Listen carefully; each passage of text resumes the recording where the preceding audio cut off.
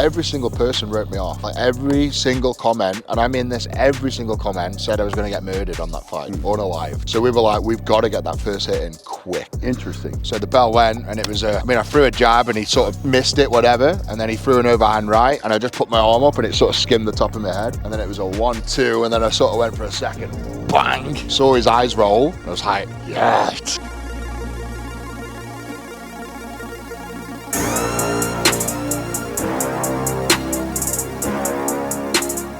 Welcome to the Shaw Strength Podcast. We are mobile today in none other than Eddie Hall's backyard, in front of your amazing pool, man. I mean, this is Thanks, buddy. This is quite the backyard and quite the setting. So we're gonna have an awesome conversation. Couple quick announcements that I just want to get done here. So my book is actually now for sale on shawstrength.com. It is pre-order right now, so I will be personally signing every one of them that is pre-ordered. So if you want to jump on that, head over to shawstrength.com. Really appreciate the support there. And then the other announcement, I'm sure we'll talk about this a little bit more, is go over and check out Eddie's new podcast, which is called The Good, the Bad, and the Beast. Doing a lot of work there and work in a lot of other areas. So I just wanted to throw that out. Thanks, but how you doing, buddy? Doing good, mate. I'm tired. Yeah, tired. We've been going hard. We've just come from sumo wrestling. Yeah. We've just been sumo wrestling each other. It's good fun. Yeah. Good fun. Got to check the content out. It's good. Yeah, man. We lot of, obviously you guys know, a lot of good content coming from Eddie and I. But how's life, man? How's life treating you? It's good. It's good. It's been like a real turn for me because I've been doing the fighting. Yes. And yeah, just doing the MMA. It's just like, cause the boxing I liked, but I found the boxing so fucking like just brutally boring. For what reason? Don't know. Just like once you've fucking thrown a 1-2 and a hook, it's like you're a bit like the size of us. You want to fucking do more with your body. Makes sense. And just doing this, it just felt very restrictive. So going into MMA and being able to grab and throw and smash them in the face and to basically use my strengths, because boxing in essence is a big guy. My strengths and your strengths are our enemy in boxing. So yeah, it's nice to switch it up and put some things on display. I just did the fight with Mariusz Pudzianowski. Yeah, I want to talk about that, man. How did that go? It went pretty good. Because I know you were working on getting it agreed upon for quite some time, right? You pretty much threw that out there when our whole thing fell apart, where we were supposed to do the fights in Qatar, and it just completely, we got screwed on that. That's what kicked it off, really. Me and you were meant to be fighting in Qatar, and then that got cancelled. So I was like, I can't waste 6 months of my life. Like, I need to. Yeah. And I was really enjoying it. So I was like, sod it. I need to do something with this. Find something to go. So I actively chased Mariusz Pudzianowski. Like, I put it out there to promoters, put this fight on. And then eventually, KSW from Poland, which is the federation Mariusz fights under, eventually reached out and were like, right, how much to make this fight happen? Yeah. Agreed a figure, and then, geez, I think it was like 3 months later we were fighting. Yeah, it wasn't a long. I mean, you pretty much jumped into fight camp. Yeah. Like right after that, it got agreed upon. Yes. Yeah. So I mean, don't get me wrong. I was actively chasing it for a year. Yeah. And I was training 2-3 sessions a week, just tipping over. Yeah, hoping that it would fall into place. And then when it fell into place, it was like, right, 12-week camp, here we go. Head did down. Did it play out the way that you thought? Like, what was it? Because I mean, this is really your first, big MMA fight, bigger MMA fight, right? And you have like fight week and all the press conference and all the promotion and everything. Like, what was all that like compared to maybe strongman or something you've done in the past? It was just like more of a build-up. Okay. Yeah, more of a build-up, definitely. I quite enjoyed, you had to travel to Poland to do the press conference. You do all that, you're getting all the media. It gets thrown out to all the media outlets, which is completely different to strongman. Usually it's just one guy. But you're promoting yourself, aren't you, in strongman? Yeah. You can't rely on anyone else to promote yourself, really.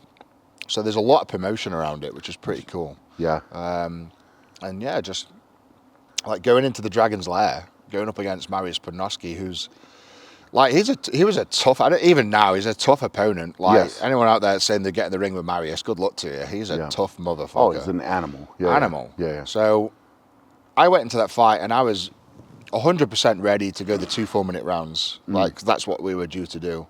So that's what we trained for very heavily, just super intense. We got in the gym every single week and we just did 3 4-minute rounds, well, every day pretty much, and did 3 4-minute rounds absolutely to the point I couldn't lift my arms up. Just that's hard though. Yeah. Like people that haven't done that, they like you're like 4-minute, 5-minute rounds. Not Brian, a joke. Stand up and put your arms out and hold them there for 4 minutes. Oh, you can't. Just do that. Yeah. Oh yeah. Just do that. Never mind throwing punches, throwing kicks, picking them up, slamming them. I mean, that's a good way to put it, man. It's fucking tough. If you ask most, if not all, normal people to do that, they wouldn't be able to do that. No, 2 minutes in. Yeah, it would just drop. Honestly, yeah. It's tough. So yeah, it was great to train for. Like the fitness I got through was amazing, and obviously learning wrestling, grappling, jiu-jitsu, the leg kicks, the head kicks, and I can head kick now. I couldn't kick to your height. Yeah, but high enough. I can head kick to someone my own height, which I never thought I'd be able to wild. do. Wild. Yeah. And I never got a chance to put that on display with the Mariusz fight, unfortunately. But it worked out great. I mean, just went in there. And our plan, it sounds daft to say this, but our plan was to make sure we landed that first punch. Interesting. That was my plan. So be very aggressive. Yeah, so we just knew from watching Mariusz's fights, whoever landed that first punch got rumbled. Interesting. That's what we noticed with Mariusz. If he got hit first, he just crumbled. So we were like, we've got to get that first hit in quick. Interesting. So, yeah, so the bell went and it was I threw a jab and he sort of missed it, whatever, and then he threw an overhand right and I just put my arm up and it sort of skimmed the top of my head. And then it was a 1-2 and then I sort of went for a second, bang! Right in. Saw his eyes roll. I was like, yeah, here we go, just threw him down. Mauled him. Mauled him. And then 20 headshots on the floor within the space of like 5 seconds. Yeah, you were going. Oh, fuck yeah. He had a sore head in the morning. I can guarantee that. Yeah. That's wild, man. So did it play out? Did it play out the way you were kind of envisioning? Like, did you think you would get it done quick, or did you think like, it'll be a little bit more of a war? I knew I had the capabilities to do it quick, and that was our plan. Smash him, going hard. Hope he crumbled and finish off. So that was our plan. But Mariusz is a tough opponent. And I think he knew what my plan was. Yeah. Like he pretty much said in the press conference, he's going to go nuts for 2 minutes, and then it's going to be me. I'm going to take over. So I think he knew I was going to come out and smash. So him. if he could weather that storm, it would have been better. Yeah. But unfortunately, he couldn't weather the storm. But yeah, in my mind, just before the fight, I remember getting in the ring, I'm like, this is going to be a tough 8 minutes. Yeah. Yeah. I mean, it's a different world, man. Like, fighting is something unique. Like that octagon, like you get in there and close the door, and it's go time, and it's just a different feeling, right? Like when you're actually doing it, and even if it's just sparring, but it's like when the door closes, it's like, all right, it's serious. It's serious. Yeah. And you have to be ready for it. And I mean, I will say this, man. It's neat to see you be excited about it. Yeah. Like I think when that, of course, we've talked about it before, and we don't have to go through all that, but the opportunity came for the fight that was like a 4-way deal and all this, and the money was crazy they were throwing around. Like that's what drew me in, and it was a one and done, right? And I committed just like you did, and it was a tough pill to swallow, man. Like walking away from that, because I took time away from my family, invested money. I mean, there was just a lot that went into that, and for it to fall apart. I mean, I'm happy, even though I'm obviously not benefiting from it at all, but I'm happy you at least got a fight, like where you were able to do something with it. Because you put a lot of hard work in, Yeah. So what's the plan moving forward with the fighting? So keeping my toe in. There was initial talks of like Francis Ngannou straight away. That's wild. Which I was just like, no, thank you. Yeah. But then it's kept coming, and I'm like, well, if the money's right, I will fight him, and I will give it a good go. And fighting someone like Francis or John Jones, you just never know what can come on your doorstep. I would take the fights. It's a bit like the Mariusz fight.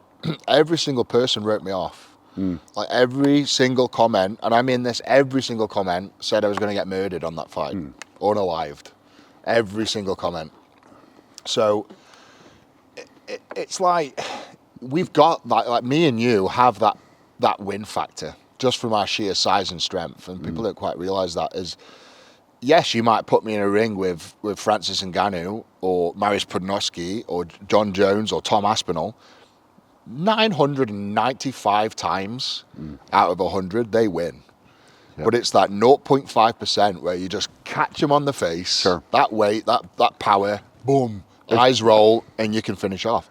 Yeah. And that's what I have above a lot of fighters out there. I'm not saying all fighters can't hit as hard as me. Of course they can. But I can hit hard and I've got fast hands. Yeah. So if I land one on Francis Ngannou's chin, see those eyes rolls and just piled in. Sure, it could happen. Yeah, it can happen. That's what I'm saying. It can happen. Yeah. And that's why I'd take the fight, because that's what we'd work on. We'd work on that premise. So just go in and fucking obliterate as hard as we can. Maybe gas out in 2 minutes and then get slaughtered, but hell of a ride, and hopefully make a bit of money doing it. Yeah, it's fun, man. I mean, it's entertaining for sure, and like you going in and doing all the training, like but it's also a big commitment, right? Like you've got a lot of other things going on in life, and to commit to that and put the time in is commendable for sure, because it's it's just one of those things. Like it's not easy, right? Like it's easy. I guess it's easy to say, well, I'm going to fight this person or fight that person, but when you genuinely dedicate yourself and really put the work in, like it's not easy. It's not easy at all. So you have to sacrifice as well to do it, right? Like you have to sacrifice family time and invest in it and your time. And I mean, there's a lot that goes into it. It takes over your life. Yeah. It takes over your life. And I say that 12-week camp, fuck me, man, you're not spending an hour with your wife and kids. You're just training, recovery. Yeah, it's brutal. Absolutely brutal. So you're trying to get another fight then. I mean, yes, there's talks of those, but like, is there? I think you got some things kind of in the pipeline potentially. Yeah, so you're kind of looking at like later this year. Yeah, I'm a bit restricted of what I can say. But there's stuff out in the Middle East, Asia, that might come off. You remember like fight federations like Pride. Yeah. Back in the day, those are the sort of federations I belong to. Yeah. Just like a 100-pound guy against a 600-pound giant. Hopefully, I'm not the little guy in that scenario. Yeah. Because they've got some absolute monsters out in them 8-foot guys that are just like 600 pounds. You've got some big freaks out there. So yeah, but something like that, that's where I belong. The Brock Lesnar's, the Francis Ngannou's, the Bob Sapps. Yeah. Those are the kind of fights I'm after. Yeah, that'll be. I mean, look, man. I hope it falls into place, for sure. But let's talk a little bit of arm wrestling, because we do have that coming up. So Eddie got done with the Marius fight. We were talking kind of in that process, and I was like, hey, we obviously arm wrestled in December. We're trying to bring it to the Shaw Classic through doing the strongest arm on earth is what we're calling it. And so we got super matches set up, and you agreed to arm wrestle Robert Oberst. Yes. Because Oberst put out a few videos of him training, and I kind of reached out to him and was like, hey, man, what is this all about? Like, what are you doing? He's like, oh, I'm going every week, man. Like, I'm getting it. I said, all right, well, this could be interesting, with you and Eddie and, your guys' obviously history of going back and forth. But yeah, talk us through that, man. Like, how are you feeling? How you feeling with that? Like, do you think arm wrestling would ever fill that cup the same way fighting does, or is it, fighting is such an adrenaline rush? I think it will fill the cup at the right time in my life. Yeah. I think fighting just stimulates me at this minute. I'm 37. I've probably got another 2 or 3 years. Okay. Before I sort of hit that barrier with the fighting, I think when you get 40, I think it's you're putting yourself in danger. Yeah. Fighting at 40. So yeah, I've got to fill that cup up a bit more with the fighting, I think.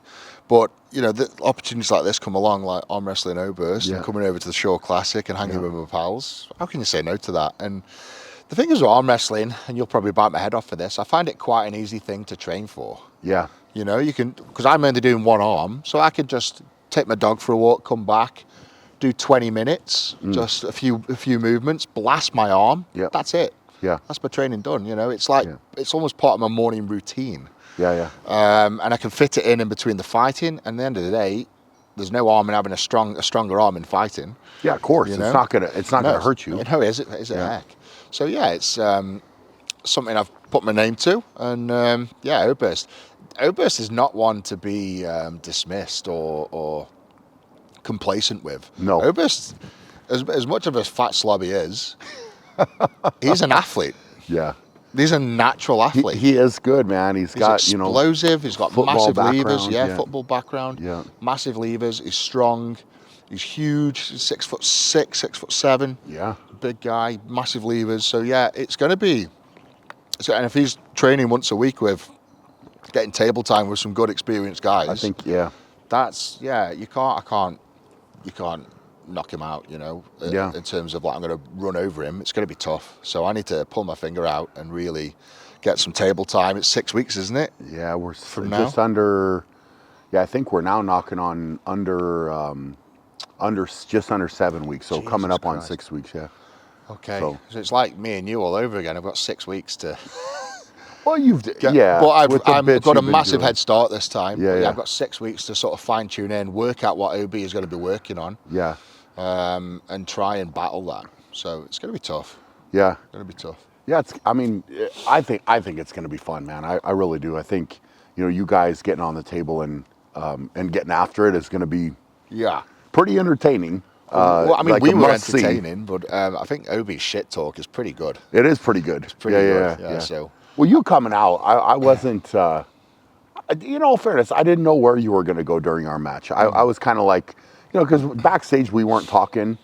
We really didn't talk at all. Yeah. Like, and it was like we were like you're best pals up until the day. Yeah, and then when it was match, it was like, fuck you, Brian. Backstage, and like I knew. But that's how we were at contests. Yeah. Oh, same. Yeah, of course. We'd switch on and we'd ignore each other and get on with it, wouldn't we? Yeah.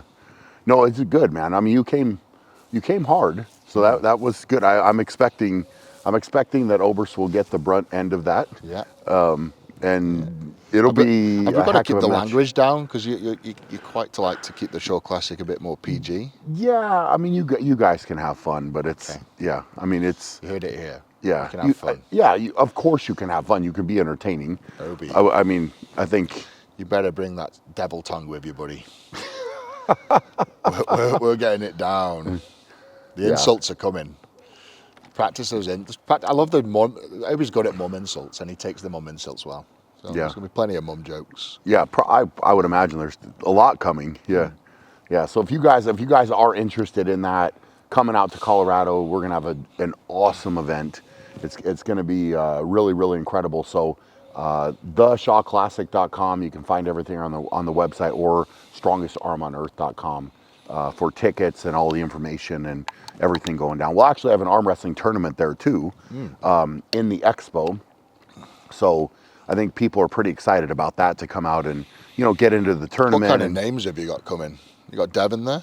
Devin is committed, man. Devin is committed. We do not know. We do not know at this moment, and it's been a little bit of a back and forth, who he will actually be facing on the table.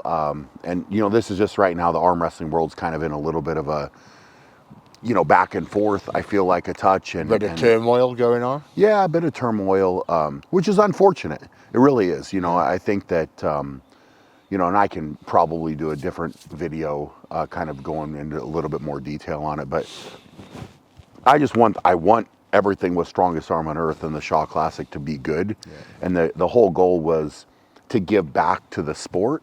Right, same with Strongman, same exact thing. And if anybody was questioning that, they could see the last 5 years what we've done. The prize money's gone up and up and up. Wild. And, it's been good prize money, by the way, last year. Fuck. $250,000? Yeah. Over $250,000? Yeah.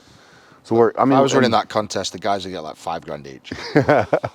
Not as much. Not as much. Yeah, I'd have a super yacht. I'd have a yacht right now. I'd be in my yacht. We'd be on a yacht. Yeah. We're doing a podcast on a yacht. Very good. Yeah. So, but the goal is to get back. And I was contacted. They didn't have a venue. Things had kind of fallen apart, and so I was like, hey, look, I want this to be a good thing for arm wrestling in general. And so we made an agreement where it's going to be basically a collaborative event between East versus West and the Strongest Arm on Earth. So I think we're going to have some really good matches. Devin is definitely one of them.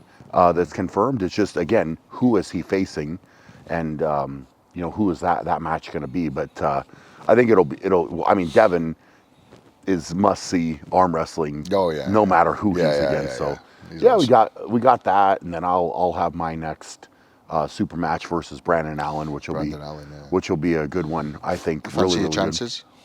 I think it's it's one of those things, man, where I think it's going to be a little bit more technical of a match than people maybe realize, because Brandon's a little tricky with the King's move that he has, and he's a little bit sticky. Yeah. So it's like you can get caught in these traps pretty easily, and especially he's got the arm wrestling experience now. I think he's been in it 5 or 6 years. Yeah.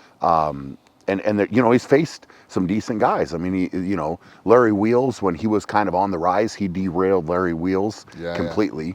And Larry got caught in that trap, couldn't get out of it, didn't know how to get out of it, and just lost. So I mean, he's got a good, a good kind of pedigree coming in, and like I actually like the reason I'm excited about that match is that it's a challenge for me, right? I didn't want to do something that was too super easy, where it's like, all right, Brian's just setting up this thing and like it's going to be an easy cakewalk type of deal. I wanted it to be actually a challenge. So I think it's like a different. Oh, he's a challenge, all right. Yeah, He's strong no slouch, dude. is he? He's strong as well. dude. He's a Yeah, powerlifting number one in powerlifting at some point. He was I think it was like a 24-30 just in reps. 2,430 pounds Total. just in reps. Yeah. Wow. I think. That's a strong motherfucker. Walked out. I think that was a walked out total. Right. That's fucking strong. Yeah. So he's no joke, right? Yeah. Like, so I think that's, it's exciting though, because you're kind of merging with some of these matches, like the super matches, you're merging the strength world together. It's fun. And you're having some really fun stuff that's going on. So we've got a couple other really good ones, and we're going to add to that card. And again, I'm hoping that announcement can be made very, very soon, because again, we're not super far away. Yeah. So things need to kind of get locked in, but I've got some business calls and some things to take care of to get that lined up. But I'm hoping people are very excited. It should be a great event, and again, I think being there in person is going to be wild. And hopefully a lot of people that are coming out to the tournament are getting tickets, and people, the crossover also from strongman, right? Like, I think that strongman fans for sure will be entertained by arm wrestling. Yeah. And we're gonna set it up so that it's hopefully a more fan friendly, more explanation done of what's going on, so that if you are there watching or you're tuning into the live stream, there's more in-depth analysis that it's not something where if you've never watched it before, you're not going to be welcomed in. We're going to try to make it understandable for somebody that's never watched it. Right, because once you understand a little bit, it's like, wow, okay, this is pretty fascinating. Like, what's going to go, and then it's like this, wait, go, and it's like boom, it's that kind of rush of adrenaline, which is I actually like that too. Like, I like the competitive side of it, and getting that go. You get into it. Like, I never get nervous. I don't get nervous for fights. Like, I go into fights, I don't get the shakes. Yeah, I'm just completely calm. Strongman was the same. Arm wrestling. Yeah. Fucking, you get going. Yeah, like it ramps you up. Yeah. You're like, fucking, I never get like that. But yeah, with the arm wrestling I did. When I was against you, I was like, come on, Brian. Yeah, bring it. Yeah. Like tapped, like devil came in me. Yeah. It was different, man. I saw it come out of you. Yeah. In you or out of you, whatever. Yeah. Came in the back and came out the front. Yeah. No, that's good, man. It's gonna be fun. It's gonna be fun, brother. So, how about the rest of life? How's the family? Yeah, good. 2 kids under 2. Yeah, you guys have your hands full right now. Fuck, man. Yeah, I've got my second eldest daughter has just turned 2, and my youngest is just about to turn 1 in a month or 2. So yeah, I got my hands full, man. And obviously Max is about to turn 13. He's a big boy, man. He's a big boy, and he's doing really well. He's deadlifting 160 kilo. He's benching close to 100. I reckon he'll do 100 if you pushed him. Yeah. At 12 years old. That's crazy. He's fucking strong. He likes the gym though. Loves it. Yeah, I mean, not particularly. I keep getting asked the question: is he going to go to strongman? I don't think he is. Yeah. For being honest, and I'm honestly not that. Obviously, I would love it if he did. And God, went to World's Strongest Man. Imagine a father-son winning World's Strongest Man. That'd be insane. Sure. Yes. But there's that deep person inside me that wants that. but I'm very relaxed with it. Like, never pushing anything on him. He's not doing any strongman events. You know, he's Sure. just weights. Just Yeah. goes to the gym. He trains with a PT. Doesn't train. He trains with me sometimes. I'll join him sometimes. But I've hired a coach. I've got a full-time coach for the family, and he just loves it. Just Yeah. And it's sort of like a pal for him. You know, I think the coach is getting on for 46 years of age. 46, and they get on like house on fire. That's awesome. And I love that, because that reminds me of me as a kid. Yeah. When I was expelled from school at 13, I was hanging around with guys in the 30s, 40s, 50s. More life experience. And Yeah. fuck me, do you learn a lot. You talk about jobs, mortgages, women, all sorts of stuff. And at that age, you listen and you absorb. And that I believe that was a big advantage coming into adulthood, was having that 3 or 4 years in the gym whilst everyone at school, just absorbing that information and life lessons from these guys. So that's working for Max, I think. I think it's doing it due diligence. It's That's doing great, really man. good. It's wild, because I think the last time I saw him would have been probably when we were filming the show, or around that Oh, time. wow. So, yeah, he'd have been like, what, 5 less? Yeah. Maybe 4. Yeah, because 6 years, what is he? You said he's turning 13. Just about turned 13, yeah. So probably 6 or 7, yeah. Yeah, so for 6, 7 then, yeah. And he was never a big kid, but now he's just Grown a lot. boom, yeah. Yeah. And he's not even had his growth spurt yet. Yeah. You know, he's 5'11". We weighed him in the other day at 95 kilo. Okay. So That's great, man. he's Yeah. fucking big. Like you were on about the other day, you weighed 100 something kilo Yep. when you were 11, 12. In and around, I mean, I would have been probably 13, around that. Yeah. to weigh 100. Yep. So he's, So he's very close. He's on par to be a Yeah. big bastard. Which Absolutely. It's exciting. Yeah. It's exciting. Well, I mean, you got height with Alex is tall and you're Yeah. tall. Like, I mean, it's a good thing to bring across, man. That's awesome. That's awesome. So what else you got coming up? Fight Anything at planned? the end of the year. The podcast, obviously, the arm wrestling. What made you want to get in the podcast? Just a bit bored, mate. Just the YouTube stuff's great, and but we're getting a bit old for it. You know what I mean? Doing this like grabbing content and doing kiddie stuff. You know, like strongman tries Ninja Warrior, strongman tries bowling. It gets to the point where, come on, like, I'm 37 now. I need to start thinking about the future, and YouTube is not future forever. Yeah. So podcasts, you know, you look at the greats in the podcast world, and they're all that kind of age. You know, they're all just like slightly older, wiser people. Yeah, they have more life experience. Yeah, and I feel like it's the right time for me, you know, to sit down and just reminiscing and looking back on things and talking with other successful people, and binding that knowledge together and giving it back to the public, you know, and it's kicked off pretty well. So I feel like it could be something that could be really big. It could be a nice nest egg for me. You know, it could earn some big money, and I enjoy it. You know, you're meeting up with your heroes and you're talking with your pals, and I just enjoy it, man. Yeah, it's good. It's good. It's like you get to have different conversations, but the mentality. I think you can talk a lot around the mentality, and especially when you go into deeper conversations with individuals that have done special things. Like what was their mentality, right? Where did they have to go? What did they have to do? Yeah. And what separated them and there's to be the a best? lot of similarities between successful people, and a lot of it is to do is competitive nature from being a younger kid, and just like it's mainly brothers and sisters that have you opened up compete avenues with- for everybody. yeah, You'd be amazed. Yeah. Even yourself, it's like the competitive nature between your brother, 100%. competitive nature between my brothers. Yeah. And then you speak to someone like Tom, it was his oldest brother that he was sort of chasing to go to the gym with, and then, you know, it sort of changed his life. And it's just fascinating, all these different people and different stories, what's ignited and sparked, but also the tough times that people go through.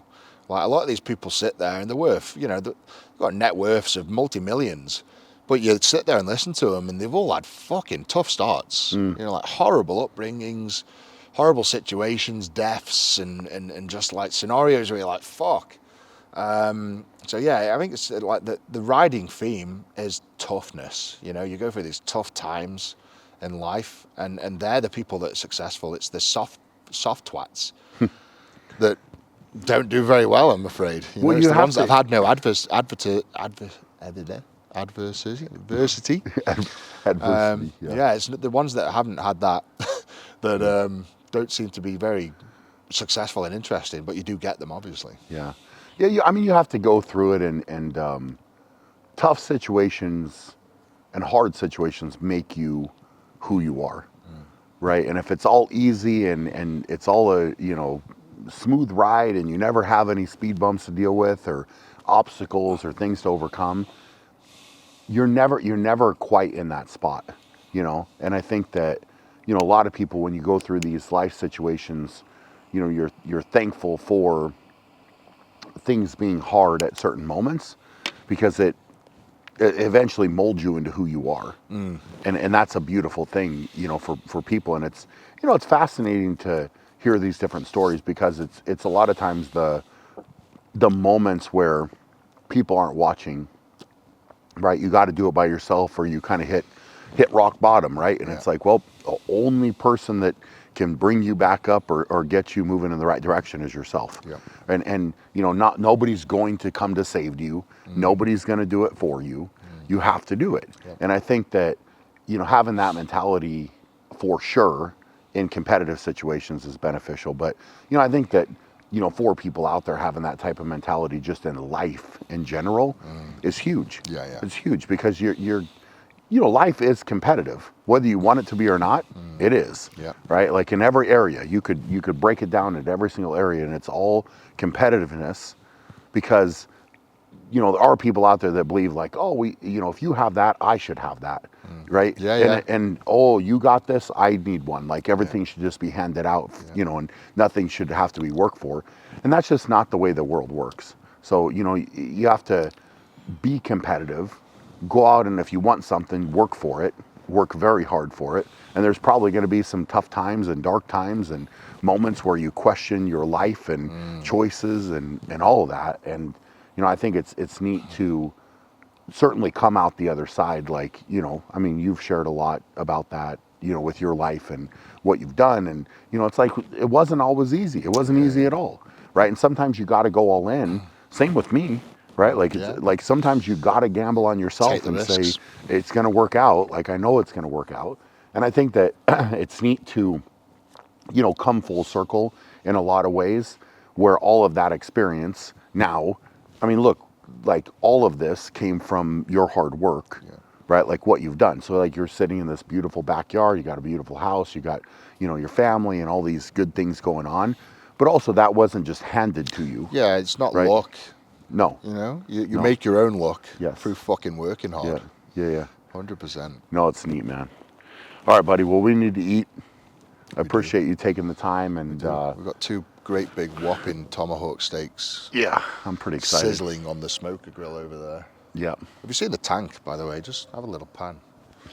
Look at that. Look at that beauty. Just in the backyard. Hey, that is like, honestly, I just look out the window at night and I'm like, that is fucking ace. That is like inner child Eddie Hall.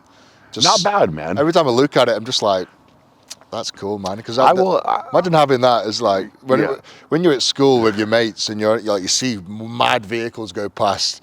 Who would have thought I'd go up and be driving a tank like that down the road? Yeah. It's fucking awesome, man. Yeah. It's very very lucky. I will say that, very blessed. Yeah, I also am jealous that in the United States that is not allowed on the road. It's a shame, Brian. Otherwise, But you can, I would probably try to have a bigger one and better one. But you can have a tank on your land. So only on the land. Yeah. So here's what I have If to it's do. your is- land. Yeah, probably someday I have to buy more land. So I could just, or I mean, right now I guess I could make a tank You've course. got marshes behind you, haven't you? Not on, well, on the other side. Yeah, I guess. Yep. Buy a few acres. Yeah, just buy some of that. Yeah, just buy some of that, and then you've got a little tank run. Yeah. We'll work. Yeah. We'll work toward. I'm not mad about that. Yeah. I wouldn't be mad about that at all. Kerry needs to get used to that idea very quickly. Because it sounds like it might be happening. Yeah. I'm not gonna lie, man. A little bit of customization to fit in that thing, and I think it'd be pretty cool. We can get bigger tanks than that. Jeez. Yeah. Have you seen that whistling diesel? Does he have a big He's one? got a Challenger. That's a 20-ton tank. I'm sure that whistling diesel's got. I think it's a Challenger, and that's like 70 ton. Ooh. It is obscene. It'll like You drive it. If you drove it down the road, it would literally put imprints in the tarmac where the tracks have been. It's humongous. That's wild. But he drives that all around. He's got 200 acres. Yeah, that's cool. And he just bombs around the place. I'm so jealous. Not bad. Yeah, That's not bad. Yeah. Not bad. All right, buddy. Well, appreciate the time, man. And if you guys don't know where Eddie is, Eddie Hall WSM on Instagram. Everything. You can check out everything there. He's got links to everything. So give him some love in the comments. And hope you're all doing amazing. For now, go to be great. We'll check you guys later. If you enjoyed this podcast episode and would like to listen to another, click right here. And to stay informed about new podcast episodes, click here to subscribe.